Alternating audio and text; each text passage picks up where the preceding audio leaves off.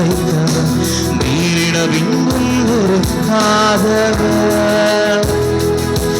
என் நிலைமையை நன்றாய் அறிந்தவர், பாவி என்னை அழைத்தவர், நீரிடவின்றும் இருக்காதவர். உம்மை போல் என்னை நேசிக்க ஒருவரும் இல்லை, நேசித்தவரில் இது போல் அன்பை என்றும் காணவில்லை. உம்மை போல் என்னை நேசிக்க ஒருவரும் இல்லை, நேசித்தவரில் இது போல் அன்பை என்றும் காணவில்லை. என் நிலைமையை நன்றாய் அறிந்தவர், பாவி என்னை அழைத்தவர், நீரிடவின்றும் வெறுக்காதவர். என் நிலைமையை நன்றாய் அறிந்தவர், பாவி என்னை அழைத்தவர், நீரிடவின்றும் வெறுக்காதவர்.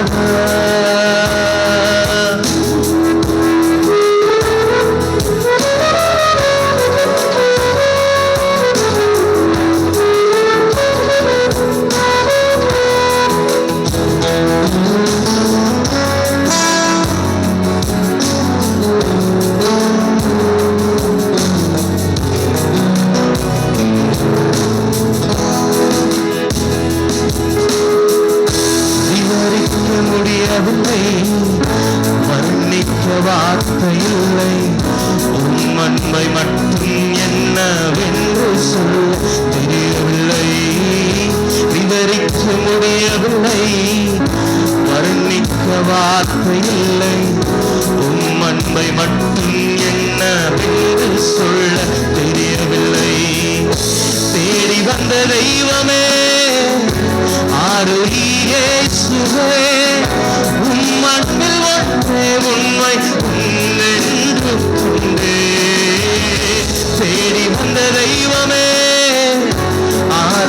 இயேசுவே, உம் அன்பில் ஒன்றே உண்மை உன்னென்று கொண்டே. இளமை நன்றாய் அறிந்தவர், பாவி என்னை அழைத்தவர், நீரிடவின்றும் வெறுக்காதவர். என் நிலைமையை நன்றாய் அறிந்தவர், பாவி என்னை அழைத்தவர், நீரிடவின்றும் வெறுக்காதவர். உம்மை போல் என்னை நேசிக்க ஒருவரும் இல்லை, நேசித்தவரில் இது போல் அன்பை என்றும் காணவில்லை. உம்மை போல் என்னை நேசிக்க ஒருவரும் இல்லை, நேசித்தவரில் இது போல் அன்பை என்றும் காணவில்லை. உம்மை போல் என்னை நேசிக்க ஒருவரும் இல்லை, நேசித்தவரில் இது போல் அன்பை என்றும் காணவில்லை. ஆமென். ஹல்லேலூயா. இன்றைக்கு இந்த முதல் ஆராதனையில் தேவன் நம்மை கொண்டு வந்திருக்கிறார். ஆமென். வந்தவங்கெல்லாம் ஒரு ஹல்லேலூயா சொல்லுங்க. ஹல்லேலூயா. ஆண்டவர் இந்த ஏப்ரல் மாதத்தில் உங்களை மே மாதத்தில் உங்களை அபரிதமாய் ஆசீர்வதிக்க போகிறார். எத்தனை பேர் அதை விசுவாசிக்கிறீங்க? ஆமென். இன்றைக்கு பெருகும் சந்ததி என்கிற தலைப்பில் ஆண்டவருடைய வார்த்தையை கேட்க போகிறோம். பெருகும் சந்ததி. ஆமென் சொல்லுங்க. ஆண்டவர் ஈசாக்கை பார்த்து சொன்ன வார்த்தையை தான் நம்ம வாக்குத்தத்தமாக எடுத்துக்கொண்டோம். ஆதியாகமம் 26ஆம் அதிகாரம் 5வது வசனம். நான் உன் சந்ததியை வானத்து நட்சத்திரங்களைப் போல பெருக பண்ணி உன் சந்ததிக்கு இந்த தேசங்கள் யாவையும் தந்து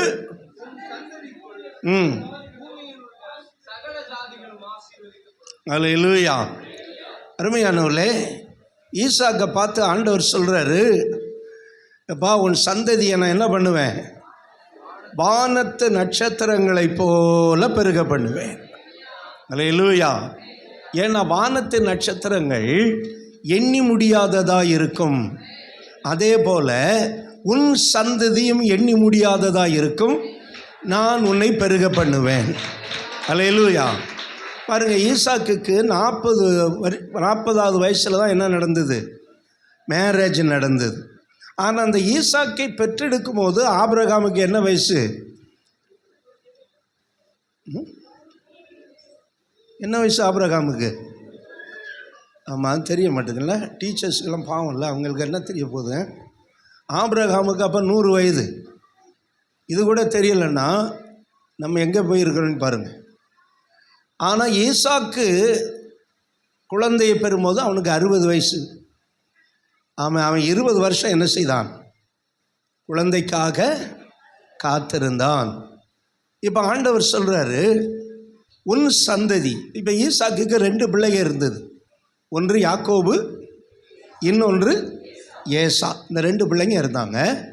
இப்போ ஆண்டவர் ஈசாக்கை பார்த்து சொல்கிறாரு, உன் சந்ததி வானத்து நட்சத்திரங்களைப் போல் இருக்கும்.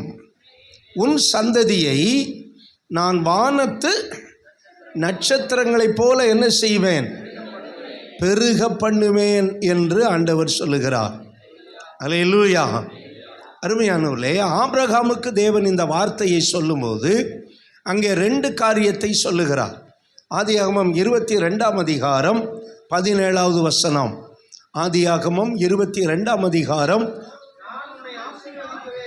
நான் உன்னை ஆசீர்வதிக்கவே ஆசீர்வதித்து உன் சந்ததியை வானத்து நட்சத்திரங்களைப் போலவும் கடற்கரை மணலைப் போலவும் பெருகவே பெருக பண்ணுவேன். ஆசீர்வதிக்கவே ஆசீர்வதித்து பெருகவே பெருக பண்ணுவேன். அல்லேலூயா. ஆமென். கவனிங்க, எப்படி 2 பொருளை சொல்கிறார். ஒன்று, உன் சந்ததி எப்படி இருக்கும்? வானத்து நட்சத்திரங்களைப் போல பிரகாசிக்கும், அது மேலே. இன்னொன்று எங்கே சொல்கிறாரு? கடற்கரை மணலத்தனையாய் திரளாய் இருக்கும், அது கீழே. அப்போ ஈசாக்குக்கு 2 பிள்ளைகள். ஒருவன் ஏசா. ஏசா என்றால் ரோம மிகுந்தவன். ரோம மிகுந்தவன் அர்த்தம் இல்லையா? ஆனால் இன்னொரு பிள்ளை யாரு? யாக்கோபு. ஆனால் அவன் ஏமாற்றுக்காரனாக இருந்து இஸ்ரவேலா மாறினவன். அவன் மூலம் வானத்து நட்சத்திரங்களைப் போல சந்ததி உண்டாகிறது. அல்லேலூயா. ஆனால் ஏசா என்றால் மாம்சத்துக்குரியவன். மாம்சத்துக்குரியவன். அவன் மூலம் கடற்கரை மணலத்தனையான சந்ததி உருவாகிறது. பாருங்க, ரெபெக்காள் கர்ப்பமாக இருக்கும்போது அந்த கர்ப்பத்தில் 2 பிள்ளைகள் இருந்தது. 2 பிள்ளைகள் இருந்து உள்ளுக்குள்ளே சண்டை போட்டுக்கிட்டு இருக்கு. அந்த 2 பிள்ளைங்க உள்ளுக்குள்ளே என்ன செஞ்சுக்கிட்டு இருக்கு? சண்டை போட்டுக்கிட்டு இருந்ததுனால இது எப்படியோ அப்படின்னு சொல்லி ரெபெக்காள் எங்கே போகிறா? கர்த்தரிடத்தில் போய் விசாரிக்கும் போது அங்கே ஆண்டவர் சொல்கிறாரு ரெபெக்காளுக்கு, உனக்குள்ள பிறக்கக்கூடியது 2 சந்ததி. அல்லேலூயா சொல்லுங்க பார்க்கலாம். ஆமென். மூத்தவன் இளையவனை என்ன செய்வான்? சேவிப்பான். இது தேவ திட்டம். இது தேவ திட்டம். ஒன்றும் பண்ண முடியாது. மூத்தவன் என்ன செய்வான்? இளையவனை சேவிப்பான் என்று ஆண்டவர் அந்த ரெபெக்காளுக்கு தெளிவாக சொல்லிட்டார். இப்போ ரெபெக்காள் கற்பத்தில் 2 பிள்ளைகள் உருவாகிறார்கள். ஒன்று யாக்கோபு, இன்னொன்று ஏசா. அல்லேலூயா. ஏசா மூலம் ஏதோமியர்கள் இன்னும் நிறைய சந்ததிகள் பெருகினார்கள். ஆனால் யாக்கோபு மூலம் இஸ்ரவேலர்கள் பெருகினார்கள். அல்லேலூயா. இஸ்ரவேலர்கள் மூலமாக தான் நம்ம புறஜாதியாக இருந்த நம்ம இப்போ ஆவிக்குரிய இஸ்ரவேலராக மாறிட்டோம். அல்லேலூயா. அந்த இஸ்ரவேலர்களை காட்டிலும் இப்போ சூப்பராக மாறிட்டோம். எப்படின்னா அந்த சந்ததியில் இயேசு வந்ததுனால. அல்லேலூயா சொல்லுங்க. இயேசு யாக்கோபின் சந்ததியில் வந்ததுனால நம்ம இப்போ சூப்பர் கிறிஸ்டியனாக மாறிட்டோம். அருமையானவர்களே, இப்போ ஏசாவின் சந்ததி நிறைய பேர் இருக்கிறாங்க.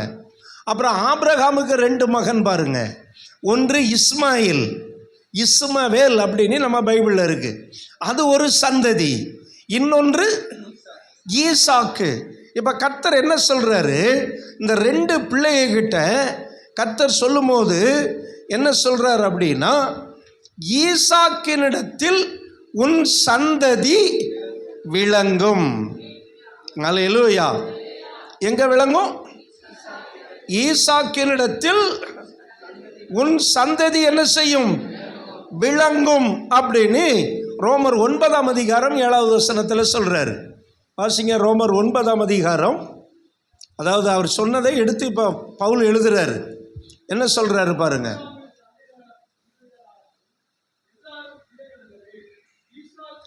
ஈசாக்கினிடத்தில், நல்லா கவனிங்க, ஆபிரகாமின் சந்ததியில் நல்லா கவனிக்கணும். இஸ்மவேல் வந்தாலும் எல்லாரும் அவருடைய பிள்ளைகள் அல்லவே. ஈசாக்கினிடத்தில் உன் சந்ததி விளங்கும் என்று சொல்லி இருக்கிறதே. ஹல்லேலூயா. ஒரு ஸ்பிரிச்சுவல் ஜெனரேஷன், ஒரு ஆவிக்குரிய சந்ததி எதிலிருந்து விளங்குகிறது? ஈசாக்கினிடத்தில் இருந்து விளங்குகிறது. ஆனா இஸ்மவேலுக்குள்ளேயும் சந்ததி உருவாகுது.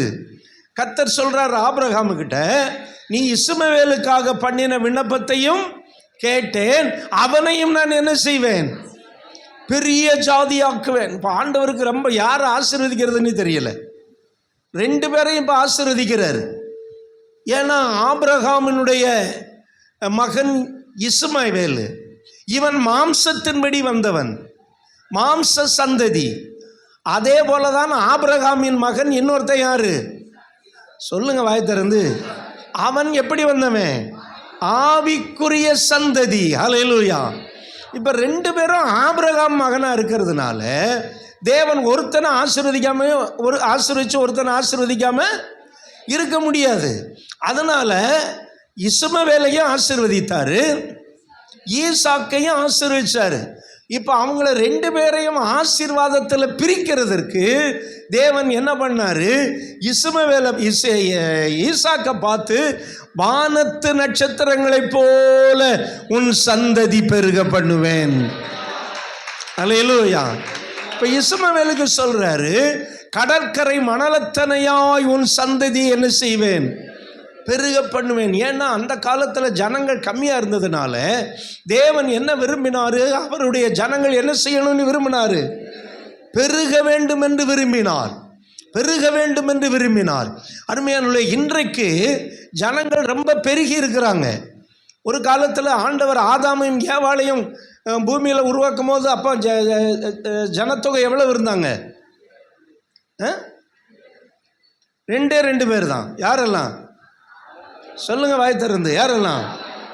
ஆதாமும் ஏவாளும். அதிலிருந்து சந்ததி உருவாகிறது. கர்த்தர் ஆதியாகமம் 1:27-28 சொல்றாரு, பின்பு தேவன் அவர்களை ஆசீர்வதித்து, நீங்கள் பலுகி பெருகி பூமியை நிரப்புங்கள். அல்லேலூயா. பலுகி பெருகி பூமியை என்ன செய்யுங்க? நிரப்புங்கன்னாரு. ஏன்னா அப்போ பூமியில் எத்தனை பேர் இருந்தாங்க? 2 பேர் தான் இருந்தாங்க. அதனால ஆண்டவர் சொல்றாரு, நீங்க என்ன செய்யுங்க? இப்ப ஜலப்பிரளயத்துக்கு பிறகு பூமியில் எத்தனை பேர் இருந்தாங்க? 8 பேர் இருந்தாங்க. இப்ப அவங்களுக்கும் அதை தான் சொல்றாரு ஆதியாகமம் 9ஆம் அதிகாரத்தில், நீங்கள் என்ன செய்யுங்க? பலுகி பெருகி என்ன செய்யுங்க? பூமியை நிரப்புங்கன்னாங்க. அதனால அவனுக்கு பல கல்யாணம் பண்ணி பழகிட்டான். பல கல்யாணம் பண்ணி பல பிள்ளைகளை பெற்றெடுத்து, இப்பவும் நம்ம இந்தியாவில் அது வேலை நடந்துக்கிட்டு இருக்கு. இப்போ அதெல்லாம் சொல்ல எனக்கு டைம் இல்லை. என்ன செஞ்சிட்டாங்க? பெருகிட்டாங்க. பெருகிட்டே இருக்கும்போது அங்கே சந்ததிகளில் தேவன் 2ஆக பிரிக்கிறாரு. ஒன்று ஈசாக்கின் மூலம் வழி மூலம் வருகிற சந்ததி, இன்னொன்று இஸ்மாயில் மூலம் அல்லது ஏசா மூலம் வருகிற சந்ததி. அல்லேலூயா. அருமையானவர்களே, இஸ்மாயில் மூலமும் ஒரு சந்ததி, ஏசா மூலமும் ஒரு சந்ததி, ஈசாக்கு மூலமும் ஒரு சந்ததி உருவாகி வருகிறது. இப்போ தேவன் ஈசாக்கு மறுபடியும் சொல்றாரு, மறுபடியும் ஒரு காரியத்தை ரிப்பீட் பண்றாரு. அதே 26ஆம் அதிகாரம் 16 அந்த வசனத்தை வாசிச்சு பார்த்தீங்கன்னா, இந்த பக்கம் ஆண்டவர் சொல்வார், உன் சந்ததியை வானத்து 26 வானத்து நட்சத்திரங்களைப் போலவே என்ன செய்வேன்? பெருக பண்ணுவேன் அப்படின்னு. அதை இன்னும் கண்டுபிடிக்கலையா நீங்க? எத்தனை வசனம் நீ சொல்லுது? யார் வாசிக்கிறது அது?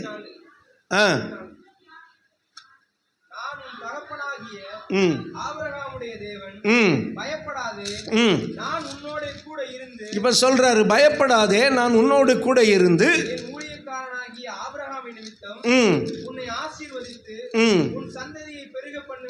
உன் சந்ததியை பெருக பண்ணுவேன் என்றார். அல்லேலூயா. இப்ப பாருங்க, அந்த பெருக்கத்தை குறித்து இங்கேயும் சொல்றாரு. 2 இடத்துல சொல்றாரு இந்த ஒரு அதிகாரத்தில். உன்னை என்ன செய்வேன்? உன் சந்ததியை பெருக பண்ணுவேன் என்று சொன்னார். அல்லேலூயா, ஆமென். இங்க என்ன சொல்றாரு? 5வது வசனத்துல உன் சந்ததி எப்படி பெருக பண்ணுவேன் என்றார்? வானத்தின் நட்சத்திரங்களை போல பெருக பண்ணுவேன் என்று சொன்னார். ஒரு அல்லேலூயா சொல்லுங்க. வானத்து நட்சத்திரம் உயரத்தில் இருக்கிறது. வானத்தின் நட்சத்திரம் என்ன செய்கிறது? ஒளியை கொடுக்கிறது. அல்லேலூயா. வானத்தின் நட்சத்திரம் என்ன செய்கிறது? இந்த உலகத்தை கணிக்கிறது. இன்னொன்று சொன்னால், யோபு புத்தகத்தில் நம்ம வரநாட்களில் வாசிக்க போகிறோம், வானத்து நட்சத்திரங்கள் தேவனை துதிக்கிறது. அல்லேலூயா. அப்போ அப்படிப்பட்ட ஒரு உயர்ந்த சந்ததியாய் தேவன் ஈசாக்கின் சந்ததியை தெரிந்து கொண்டார். அல்லேலூயா. பாருங்க, அப்போ நம்ம யாருன்னா, நம்ம புறஜாதிகளாக இருக்கிறோம். நம்மளை தேவன் எப்படி தெரிந்து கொண்டார் அப்படின்னா, இயேசு மூலமாய் ஆண்டவர் நம்ம ஈசாக்கின் சந்ததியாக மாற்றிட்டாரு. அல்லேலூயா. மாம்சத்தில் வந்த இயேசு மூலமாய் அவரை நம்ம விசுவாசிக்கிறதுனால இயேசு நம்மையும் ஆபிரகாமின் சந்ததியாய் மாற்றிவிட்டார். கலாத்தியர் 3:14-15 ஆபிரகாமுக்குண்டான ஆசீர்வாதங்கள் இயேசு கிறிஸ்து மூலமாய் நமக்கு வருகிறது. அல்லேலூயா. ஆசீர்வாதங்கள் மட்டுமல்ல, அந்த ரிலேஷன்ஷிப்பும் யார் மூலம் வருகிறது? இயேசு மூலம் வருகிறது. அல்லேலூயா. இயேசு தாவீதின் சந்ததியில் வந்தார். ஆமென், ஆமென். அந்த தாவீதின் சந்ததி தான் ஈசாக்கின் சந்ததி. அல்லேலூயா சொல்லுங்க. அருமையால் இப்போ கர்த்தர் என்ன சொல்றாரு? இப்போ ஜனங்கள் பெருகி இருக்கிறாங்க. எப்படி பெருகி இருக்கிறாங்க? கடற்கரை மணலாக பெருகி இருக்கிறாங்க. வானத்து நட்சத்திரங்களாக பெருகி இருக்கிறாங்க. பாருங்க, இப்போ இயேசு மூலம் ஒரு சந்ததி ஒன்று வருகிறது. அல்லேலூயா. இந்த சந்ததி கவனிங்க, இந்த சந்ததிக்கு ஆபிரகாம் முக்கியம் கிடையாது, இந்த சந்ததிக்கு ஈசாக்கு முக்கியம் கிடையாது, இந்த சந்ததிக்கு யாக்கோபு முக்கியம் கிடையாது. இந்த சந்ததி நேர பிதா கிட்ட போகுது. அல்லேலூயா. ஆகவே தான் வேதம் சொல்லுகிறது, அந்த ஸ்லாக்கியத்தினாலே நாம் பிதாவினிடத்திலே சேரக்கூடிய ஸ்லாக்கியத்தை பெற்றிருக்கிறோம். இயேசு என்கிற பிரதான ஆசாரியன், இயேசு இந்த உலகத்தில் வந்து நமக்காக மரித்ததினால நம்ம ஆபிரகாம் இன்னைக்கு என்ன சொல்கிறான்? 3 மதம் நீ சொன்னா ஜூடிசம், யூதர்கள் என்ன சொல்கிறாங்க? எங்களுக்கு எங்கள் தகப்பன் யாரு? ஆபிரகாம். அப்புறம் இஸ்மாயில் என்ன சொல்கிறாங்க? முஸ்லீம். எங்களுக்கு முற்பிதா யாரு? இப்ராஹிம் ராவுத்தர். இப்ராஹிம் ராவுத்தர்.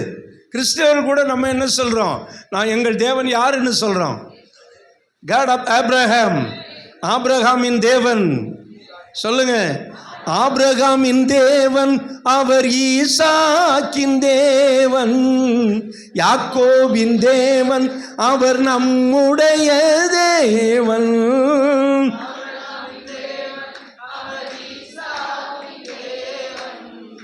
யாக்கோபின் தேவன் அவர் நம்முடைய தேவன். அல்லேலூயா. நம்மளும் சொல்றோம் எங்கள் முற்பிதாக்களின் தெய்வம் கர்த்தர். அப்போ உங்க முற்பிதா யாருன்னா சொல்றோம், எங்க முற்பிதா யாரு? First one Abraham, second one Isaac, மூன்றாவது யாக்கோபு. ஹல்லேலூயா. நம்ம சொல்றோம். ஆனா நம்ம ஒருவேளை நமக்கு முற்பிதாக்கள் ஆபிரகாம், ஈசாக்கு, யாக்கோபாக இருந்தாலும் நம்ம அதையெல்லாம் தாண்டி நேர பாஸ் எடுத்து இயேசு வழியாக நேர போயிடுறோம். அந்த பாஸ் தான் பிளட் ஆஃப் ஜீசஸ் கிரைஸ்ட். இயேசு கிறிஸ்துவின் ரத்தம். இயேசு, எல்லாரும் சொல்லுங்க, இயேசு கிறிஸ்துவின் ரத்தம். அவர்களெல்லாம் பலிகளினாலே நீதிமான்களானார்கள், நாம் நமக்காக ஒருவர் பலியானதினாலே நீதிமானானோம். ஓ ஹல்லேலூயா, ஆமென். அவர்களுக்கு பலி இல்லாமல் மீட்பு இல்லை, நமக்கு ஒருத்தர் மீட்பாய் மாறினதுனால நமக்கு மீட்பு இருக்கிறது.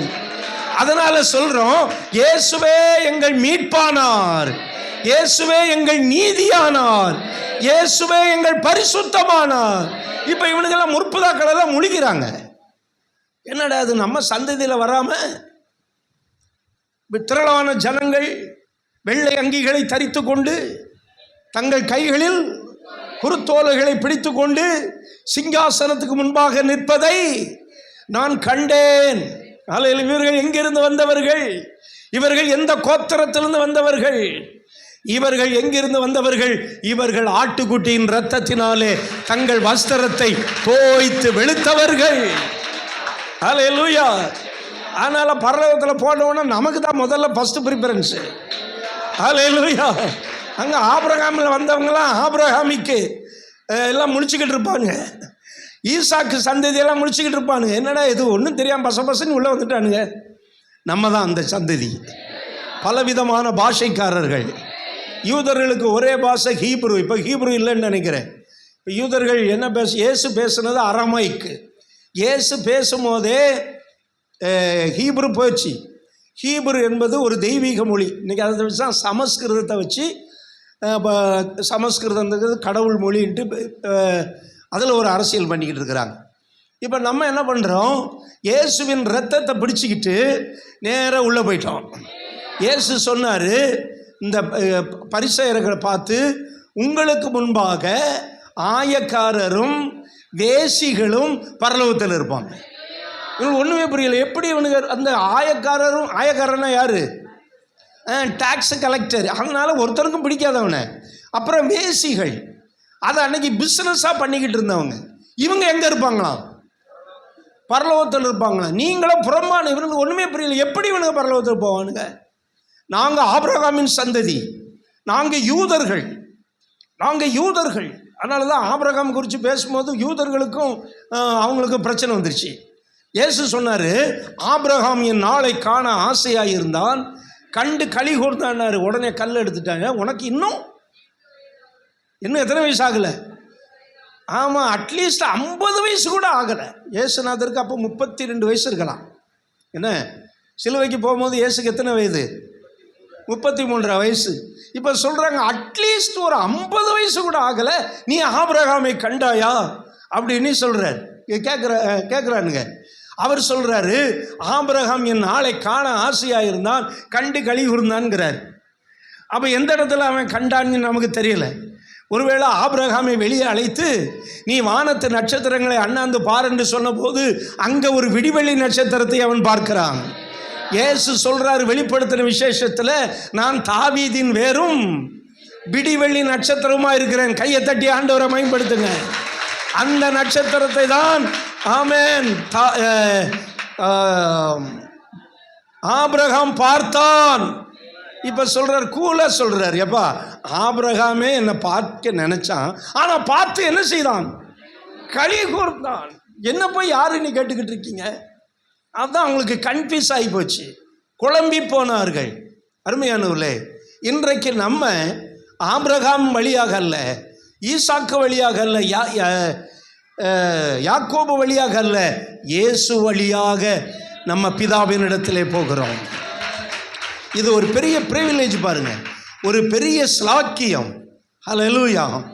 பாருங்க, அந்த கல்லை நீர் உம்முடைய ராஜ்யத்தில் வரும்போது அடியேனை நினைத்தருளும் மட்டும்தான் சொன்னான். உடனே பிராமிஸ் கொடுக்கிறாரு, இன்றைக்கு நீ என்னோடு கூட பரதேசில் இருப்பாய். ஹல்லேலூயா. அதான் சிலர் சொல்லுவாங்க, கல்லை நேரம் எங்கே போயிட்டான்? பரலோகத்துக்கு போயிட்டான். நானும் இயேசு வந்தோடனே ஒருத்தர் ஞானசாரம் இருக்குன்னு அப்படி சொல்லுவாங்க. சில வருபடாத பயிர்கள் இருக்குது, எவ்வளோ வறுத்தாலும் என்ன செய்யாது, வருபடாது. சொல்லுவாங்க, நானும் இயேசுனா வந்தோடனே எப்படியாவது காலகையை பிடிச்சி என்ன செஞ்சிருவேன். கல்லை சிலுவையில் இருக்கும்போது ஆண்டவர் அவனை என்ன செஞ்சார்? அவன் ஜெபத்தை கேட்டு எங்கே கூட்டிகிட்டு போனார்? அப்படின்னா அப்போ ஒன்றே என்ன செய்யணும்? சிலுவையில் 3-4 ஆணி 5-6 ஆணி வச்சு அடித்து தொங்க விட்டு அப்போ கேட்கணும், அருமையானவர்களே எப்படி இவன் உள்ளே போக முடியும்? இவன் ஒரு பயங்கர கொள்ளைக்காரன், பரபாசனுடைய 2 கூட்டாளிகளில் ஒருவன். இவன் எப்படி போனான்? இயேசு வழியாய். நான் நினைக்கிறேன் அந்த இயேசு அவருடைய ரத்தம் அப்படி ஆணி அடிக்கும் போது பீச்சு அடித்து அவன் மேலே விடப்பட்டிருக்கலாம். அல்லேலூயா. இயேசு கிறிஸ்துவ ரத்தம் இப்போ என்ன ஆயிடுச்சு? அவனை சுத்தமாயிருச்சு. இப்போ சொல்கிறாரு, இன்றைக்கு நீ பரதேசில் இருப்பாய். அல்லேலூயா. அருமையானவர்களே, உன் சந்ததி இவ்விதமாய் விளங்கும் என்று ஈசாக்கினிடத்தில் சொல்லப்பட்டதே. இந்த ஈசாக்கு இயேசு கொப்பாய் இருக்கிறான். எப்படி இயேசு கொப்பாய் இருக்கிறான்? பிதாவானவர் தம்முடைய ஒரே பேராகிய குமாரனை விசுவாசிக்கிறவன் எவனோ அவன் கெட்டு போகாமல் நித்திய ஜீவனை அடையும்படிக்கு, அதே போலதான் தன் முதிர் வயதிலே பெற்ற குமாரனாகிய ஈசாக்கை அவன் பலியிட துணிந்தான். அப்படி பலியிட துணிந்தது இயேசுவை சிலுவை மரணத்திற்கு ஒப்பு கொடுத்த ஒரு முன் அனுபவமாக இருந்தது. அப்படியானால் ஈசாக்கு யாருக்கு ஒப்பாய் இருக்கிறான்? சொல்லுங்க வாய் திறந்து. இயேசுவுக்கு ஒப்பாய் இருக்கிறான். இப்ப வசனம் என்ன சொல்கிறது? ஈசாக்கினிடத்தில் உன் சந்ததி விளங்கும். இப்ப இயேசுவினிடத்தில் ஒரு சந்ததி விளங்குகிறது. கரங்களை தட்டி அல்லேலூயா. அப்ப சந்ததி எப்படி விளங்குகிறது? இயேசுவின் மூலம். என்ன அதை சொல்ல மாட்டேங்கிறீங்க? அல்லேலூயா. எப்படி மூலம்? இயேசுவின் மூலம் எப்படி விளங்குகிறது அப்படின்னு பார்த்தோன்னா, ஒன்று ஈசாக்கின் மூலம் எப்படி விளங்கினது? ஒன்று, அது ஆபிரகாமுக்கு சொன்ன ஆணை. அல்லேலூயா. ஆபிரகாமுக்கு தேவன் இட்ட ஆணை. இங்கே எபிரேயர் 6ஆம் அதிகாரம் 13வது வசனத்தில் இருந்து பாருங்க. எபிரேயர் 6ஆம் அதிகாரம் 13வது வசனத்திலிருந்து வாசிங்க. இங்க யாராவது வாசிங்க. வாக்குத்தத்தம் பண்ணின போது ஆணையிடும்படி, நல்லா கவனிங்க, தம்மிலும் பெரியவர் ஒருவரும் இல்லாதபடியினால் தமது பேரிலே தானே ஆணையிட்டு, நல்லா கவனிங்க, நிச்சயமாக நான் உன்னை ஆசீர்வதிக்கவே ஆசீர்வதித்து உன்னை பெருகவே பெருக பண்ணுவேன் என்றார். அந்தபடியே அவன் பொறுமையாய் காத்திருந்து வாக்குத்தத்தம் பண்ணப்பட்டதை பெற்றான். கரங்களை தட்டி கர்த்தரை மகிமைப்படுத்து. ஹல்லேலூயா. தேவன் இப்பொழுது ஆணையிடுகிறார். ஹல்லேலூயா. யாருக்கு ஆணையிட்டார்? ஆபிரகாமுக்கு என்ன செய்தார்? ஆணையிட்டார். ஹல்லேலூயா. ஆபிரகாமுக்கு என்ன செய்தார்? ஆணையிட்டார். அப்படின்னா வாக்குத்தத்தம் கொடுத்தார். என்ன வாக்குத்தத்தம்? உன்னை, சொல்லுங்க, உன்னை ஆசீர்வதிக்கவே ஆசீர்வதித்து உன்னை பெருகவே பெருக பண்ணுவேன் என்று தேவன் ஆணையிட்டார். தேவன் ஆணையிட்டார், அது நடந்து விட்டது. அல்லேலூயா. தேவன் யாருக்கு ஆணையிட்டார்? இப்ப ஆபிரகாமுக்கு கொடுத்த ஆணை இப்ப அடுத்து யாருக்கு வருகிறது? ஈசாக்கு மேல வருகிறது. ஈசாக்கு மேல இருந்த கட்டளை வாக்குத்தத்தம் இப்ப யாருக்கு வருகிறது? யாக்கோபுக்கு மேல வருகிறது. யாக்கோபு மேல இருந்த வாக்குத்தத்தம் தாவீது மேல வருகிறது. தாவீதின் மேல இருந்த வாக்குத்தத்தம் ஆணை தாவீதின் குமாரனாகிய இயேசு மூலம் வருகிறது. ஹல்லேலூயா. இப்ப அந்த ஆணை தான் பெருகப்படுகிறது. ஏன் ஒரு ஆணையும் பிடுங்கல. யாரு? ஆபிரகாம் இல்லை, ஈசாக்கும் யாக்கோபு ஒன்றும் செய்யல. இவனுங்க பெருகிறதற்கு காரணம் என்ன? அந்த ஆணை, சொல்லுங்க பார்க்கலாம், அந்த வாக்குத்தத்தம். அல்லேலூயா. அந்த கவுனன்ட், அந்த உடன்படிக்கை, இந்த உடன்படிக்கையும் இந்த ஆணையும் என்ன செய்யறதுன்னா இவனுங்களை என்ன செய்ய ஆரம்பிக்கிறது? பெருக ஆரம்பிக்கிறது. பெருக ஆரம்பிக்கிறது. எப்படி பெருக ஆரம்பிக்கிறது? வானத்து நட்சத்திரங்களைப் போல ஒரு பெருக்கம் உண்டாகிறது. எப்படா பெருகிறாருங்கன்னு பார்த்தா அந்த ஆணை. அல்லேலூயா. 73 பேரு எங்க போனானுங்க? எகிப்திற்கு போறானுங்க. ஆனா வெளியே வரும்போது ஏறக்குறைய 30 lakhs 30 லட்சம் பேர் வெளியே வர்றான். அதில் செத்தவே நிறைய பேர் இருப்பான். அப்ப அங்க என்ன இருக்கிறது? ஆணையில என்ன இருக்கிறது? ஆணையில என்ன இருக்கு? ஒரு இன்க்ரீஸ் இருக்கு. என்ன சப்ஜெக்ட்ல பேசுறதுன்னா கொஞ்சம் கவனிங்க. ஆணையில என்ன இருக்கு? பெருகும் சந்ததின்னு பேசிக்கிட்டு இருக்கிறேன். ஆணையில பெருக்கம் இருக்கிறது. அதனால ஒன்றும் பண்ண முடியாது. அல்லேலூயா.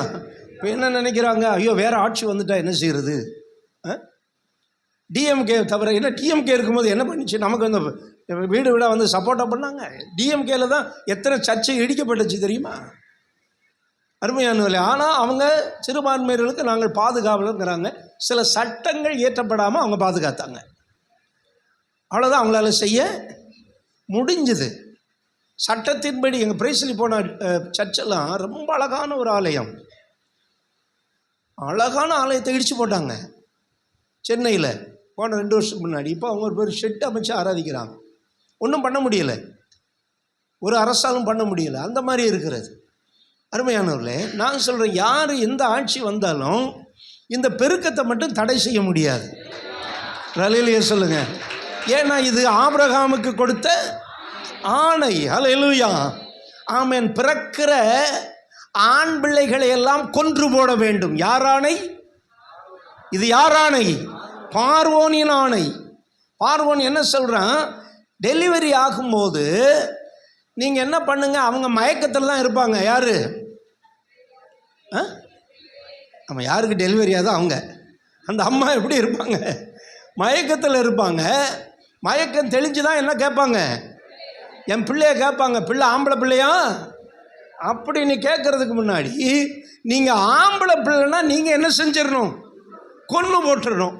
கொன்று போட்டுட்டு சொல்லணும், நீ பிரசவம் பண்ணும் போதே உன் பிள்ளை என்ன செஞ்சிச்சு?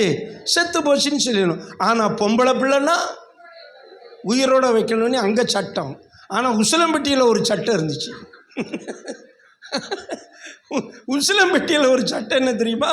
பிள்ளை பிறக்கும் போது பொம்பளை பிள்ளையா இருந்தா என்ன பண்ணணும்? கள்ளிப்பாலை கொடுத்து என்ன பண்ணிரு? காலி பண்ணிரு அப்படின்னு ஒரு சட்டம் இருந்தது. அதுக்கு பிறகுதான் நம்ம பிறப்பு விகிதத்தை கண்ட்ரோல் பண்ணாங்க தமிழ்நாட்டில். ஆனால் இவனுங்க ரொம்ப டெக்னிக்கலாக மற்ற மாநிலங்களிலெல்லாம் பிறப்பு விகிதத்தை கண்ட்ரோல் பண்ணலை. நல்லா கவனிங்க. அதான் டீலிமிட்டேஷன் பிரச்சனையானதுக்கு காரணம். நம்ம தமிழ்நாட்டை மட்டும், தமிழ்நாடு கேரளாவை மட்டும் பிறப்பு விகிதத்தை குறைத்தார்கள். எல்லாரும் என்ன பண்ணிட்டாங்க அப்படின்னா முட்டாள்தனமாக மட்டும் இல்லை, அறிவில்லாமல் 2 பிள்ளைக்கு மேலே பெற்றுக்க கூடாதுன்னு முடிவு பண்ணிட்டாங்க. இது தேவ திட்டத்துக்கு விரோதமானதும் கூட. இப்போ என்ன பண்ணிட்டாங்க? தமிழ்நாட்டை மட்டும் பிறப்பு விகிதத்தை கண்ட்ரோல் பண்ணிட்டாங்க. தமிழ்நாட்டில் மட்டும், ஏன்னா தமிழ்நாட்டில் எல்லாம் படித்தவங்க, ஓரளவு படித்தவங்க. தமிழ்நாட்டில் படித்தவங்கன்னா ஒரு அலையில சொன்னால் என்ன கெட்டு போவீங்க? ஆனாலும் என்ன பண்ணிட்டாங்க, அந்த தெருவில் இந்த சோறுலாம் எழுதி போட்டிருப்பாங்கல்ல, நாம் இருவர் நமக்கு இருவர், நாம் இருவர் நமக்கு ஒருவர், நாம் இருவர் நாமே இருவர். செத்தவேலு அப்படி எழுதி போட்டு பிறப்பு விகிதத்தை என்ன பண்ணிட்டாங்க?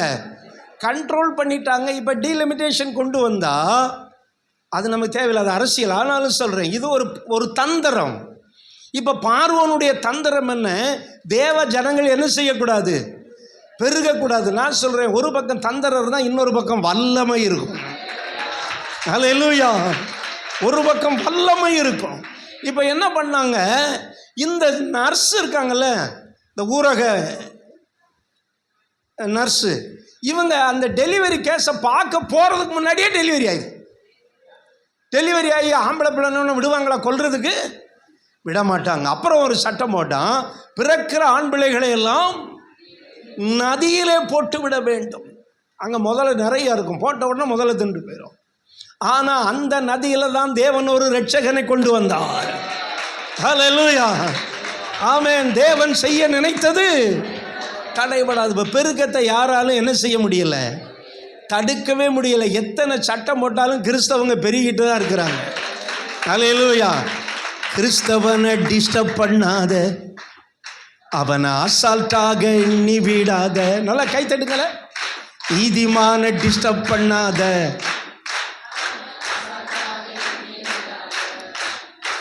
அவன் வெட்ட வெட்ட வளருவான், கொட்ட கொட்ட உயருவான்.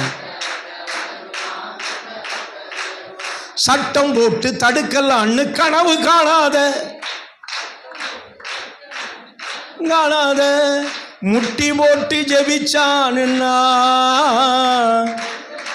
ஓ அதானே பண்ண மாட்டேங்க. முட்டி போட்டு ஜெபிச்சானுன்னா இடுவ, அவன் ஆல மகளம் கால விடாத, அவன் நீள உயரம் தெரியாம மாட்டிக்கிடாத, அவன் ஆழம் அகலம் கால விடாத, அவன் நீள உயரம் தெரியாம,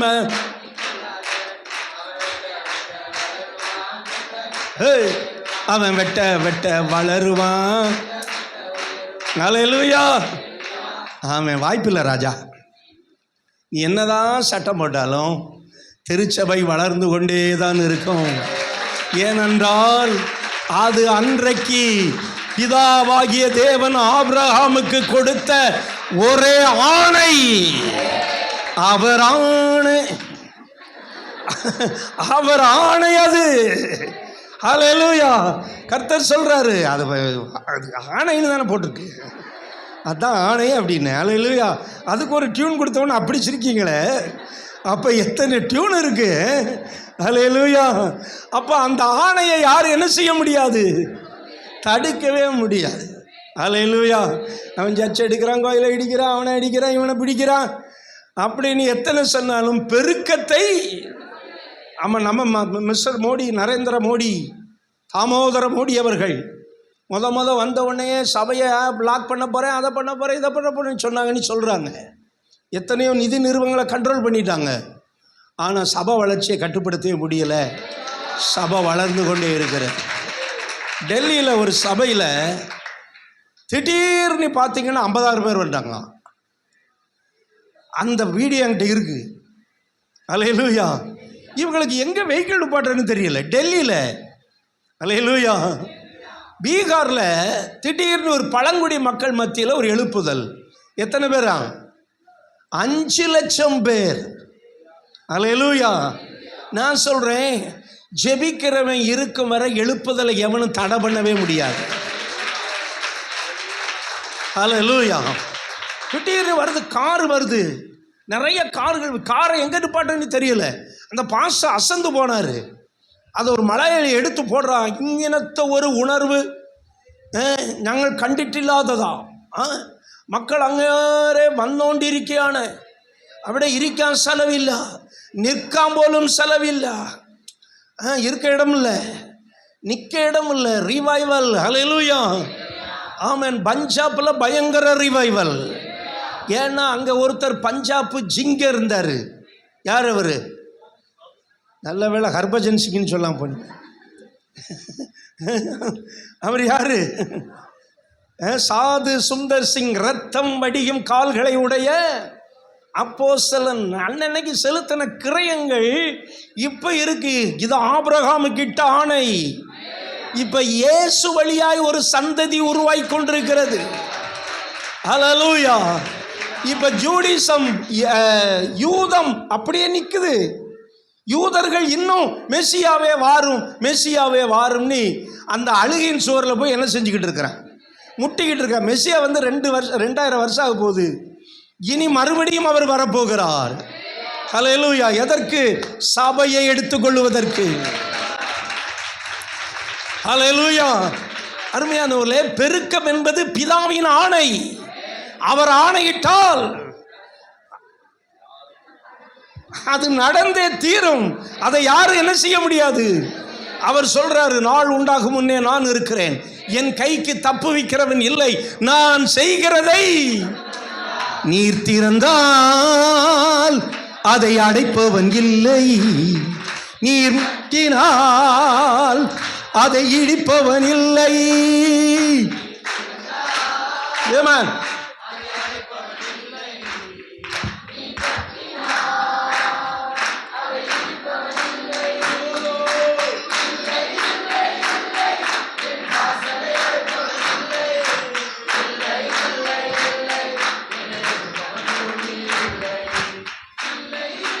இல்லை, என் வாசலை அடைப்பவன் இல்லை. ஹல்லேலூயா. ஆமென். அன்னைக்கு அவர் ஆணையிட்டுட்டாருங்க.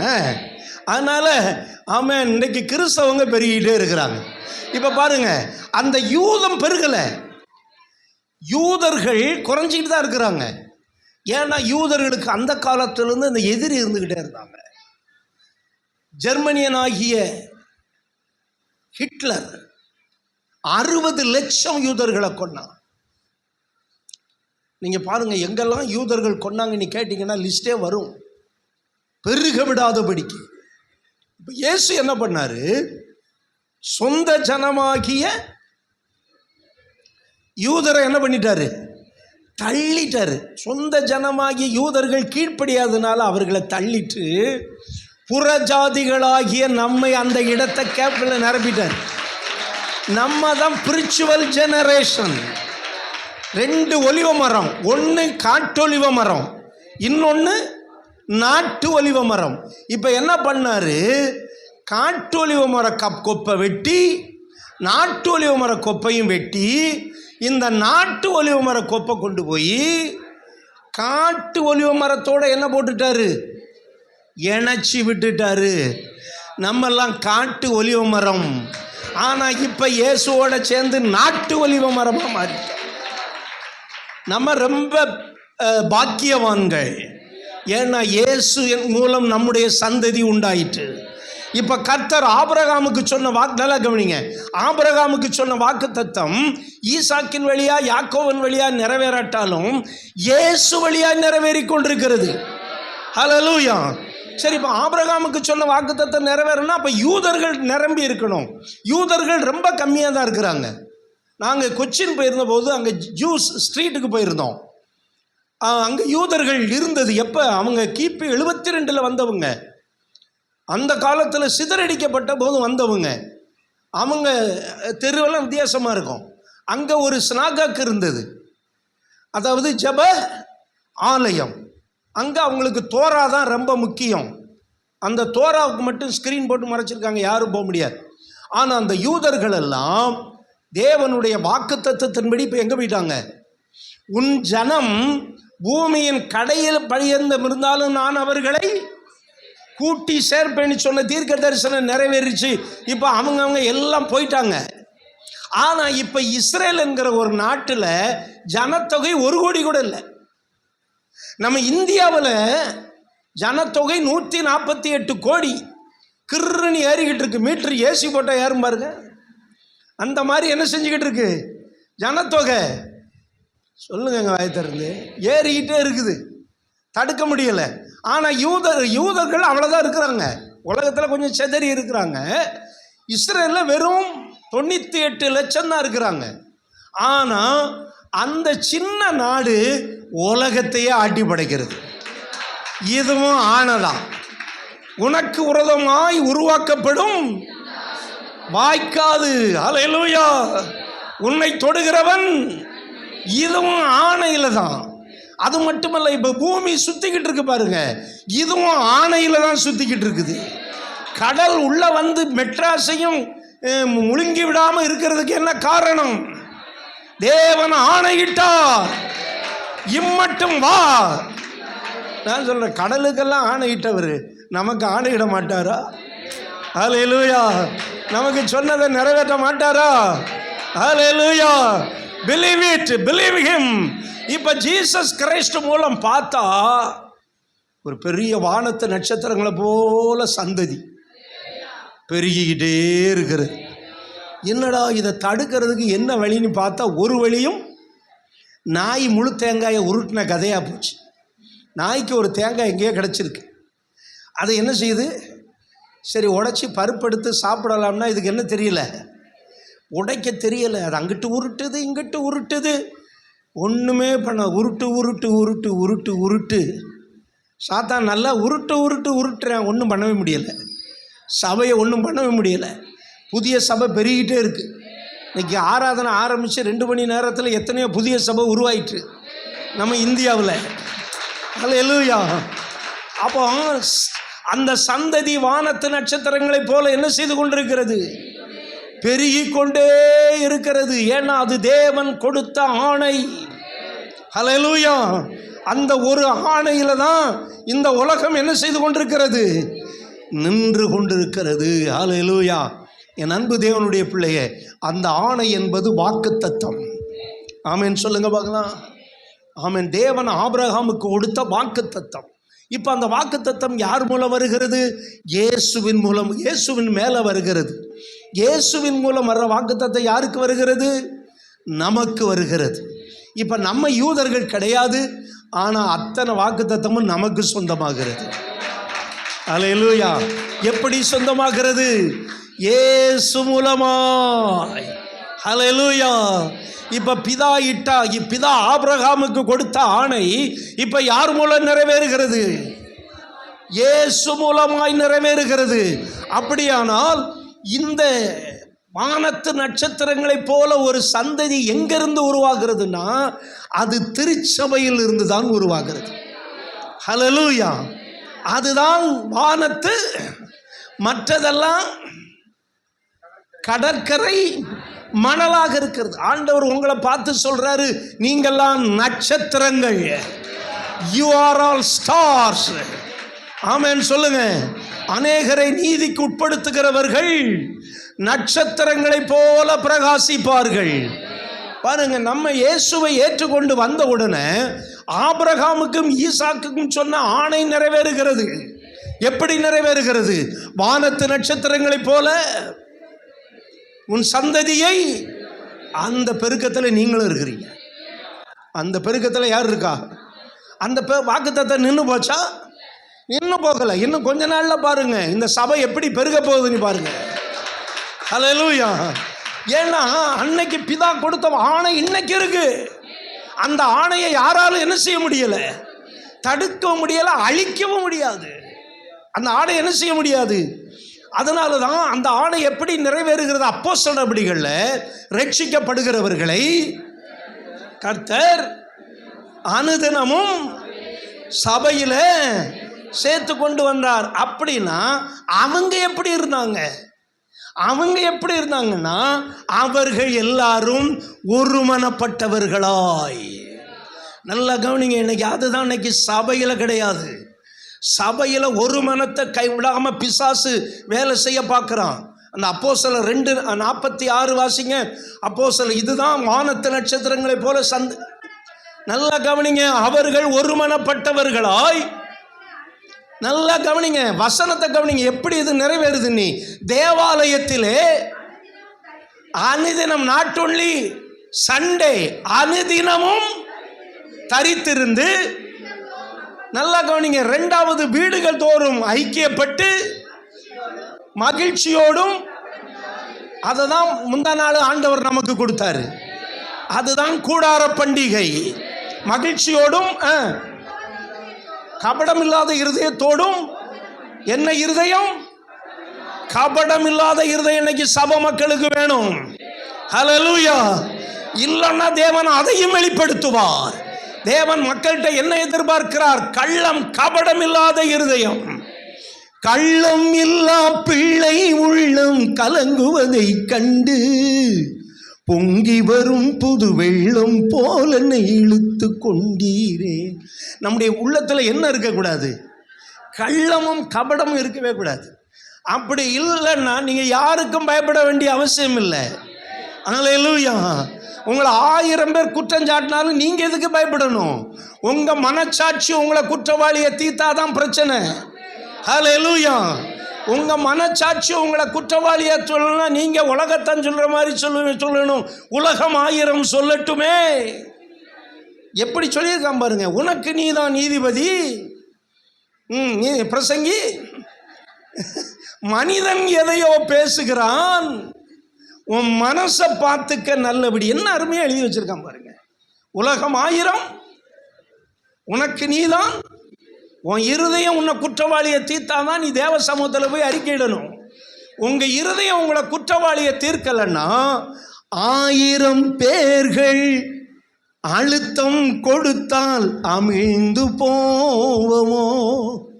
எத்தனை பேர் உங்களை குற்றம் சொன்னாலும் நீங்க நெஞ்ச நிமிர்ந்து நிற்கலாம். உங்ககிட்ட குற்றம் இருந்து நீங்க உண்மையா அதை செஞ்சீங்கன்னா தான் நீங்க பயப்படணும். உங்க இருதயத்தில் கபடம் இல்லைன்னா நீங்க எதுக்கும் கலங்க வேண்டிய அவசியம் இல்லை, யாருக்கும் கலங்க வேண்டிய அவசியம் இல்லை. அவர்கள் கபடம் இல்லாத இருதயத்தோடு போஜனம் பண்ணி தேவனை நல்லா துதித்து ஜனங்கள் எல்லாரிடத்திலும் இதெல்லாம் செஞ்ச உடனே சபையில் நட்சத்திரங்களை போல ஜனங்கள் பெறுகிறாங்க. அடுத்த வசனம் என்ன சொல்லுகிறது? ரட்சிக்கப்படுகிறவர்களை கர்த்தர் அனுதினமும் சபையில சேர்த்தார். இது பிதாவின் ஆணை, இது இயேசு கிறிஸ்துவின் திட்டம். அதனால சபையில பெருக்கம் வரும். அல்லேலூயா. ஆனா நம்ம எப்படி இருக்கணும்? நீ 46வது வசனம் சொல்லுகிறது. அவர்கள் அனுதினமும், அவர்கள் முதல்ல ஒருமனப்பட்டார்கள், தேவாலயத்திலே அனுதினமும் தரித்திருந்து மகிழ்ச்சியோடும். நம்ம அதை தான் ஆண்டவர் நம்ம வெள்ளிக்கிழமை உணர்ந்தோம். ஏன் திடீர்னு இதை எனக்கு சொன்னாருன்னு தெரியல.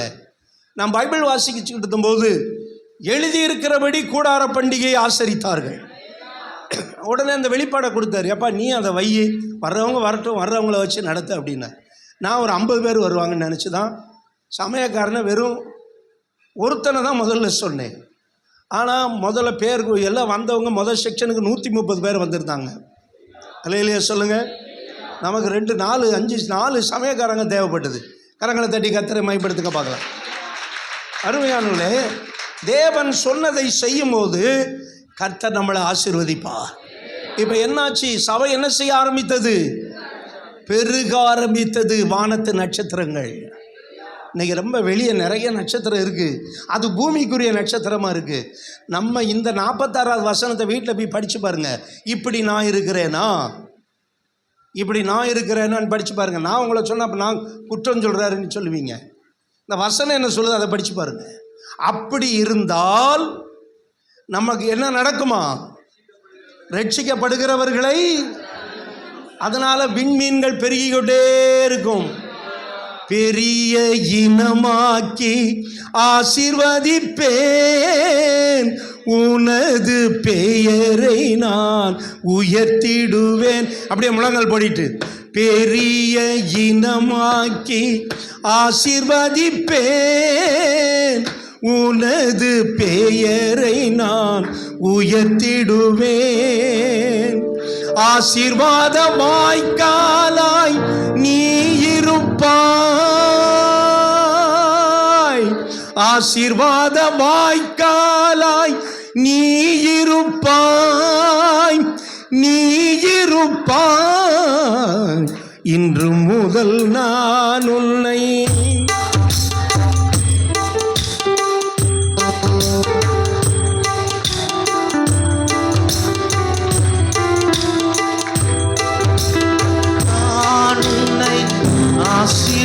ஆசீர்வதிப்பேன், எல்லையில்லா நன்மைகளால் நிரப்பிடுவேன்.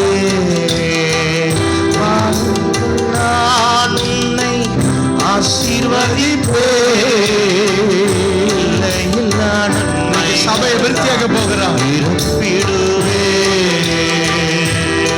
முதல் நீர் என்னை ஆசீர்வதித்தீர்,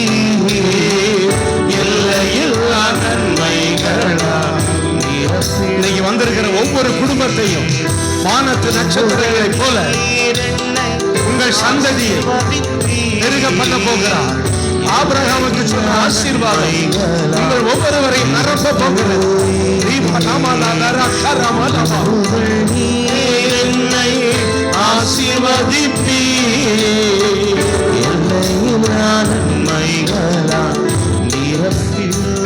பரவி பாய்கின்ற ஆறுகள் நீரானே, நதியோரம் வளருகின்ற தோட்டமும் நீதானே. பரவி பாய்கின்ற ஆறுகள் நீதானே, நதியோரம் வளருகின்ற தோட்டமும் நானே. வாசனை தருகின்ற சந்தனமும் நீதானே.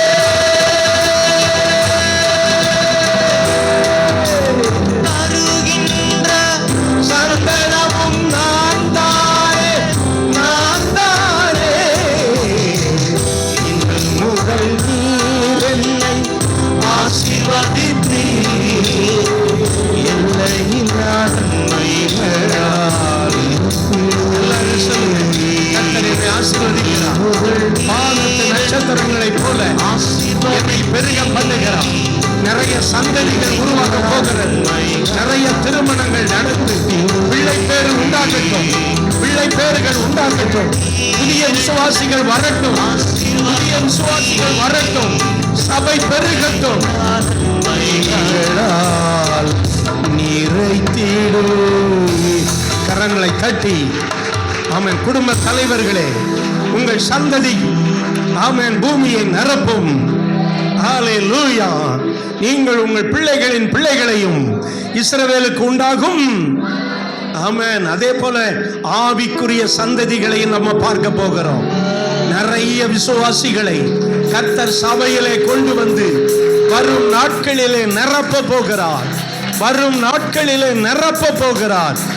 ஒரே ஆணையினாலே தேவன் ஆபிரகாமுக்கு சொன்ன ஒரே ஆணையினாலே இயேசு மூலமாய் சபை நிரம்ப போகிறது.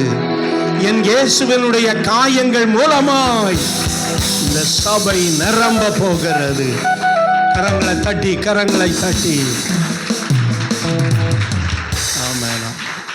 Thank you Lord. நன்றி.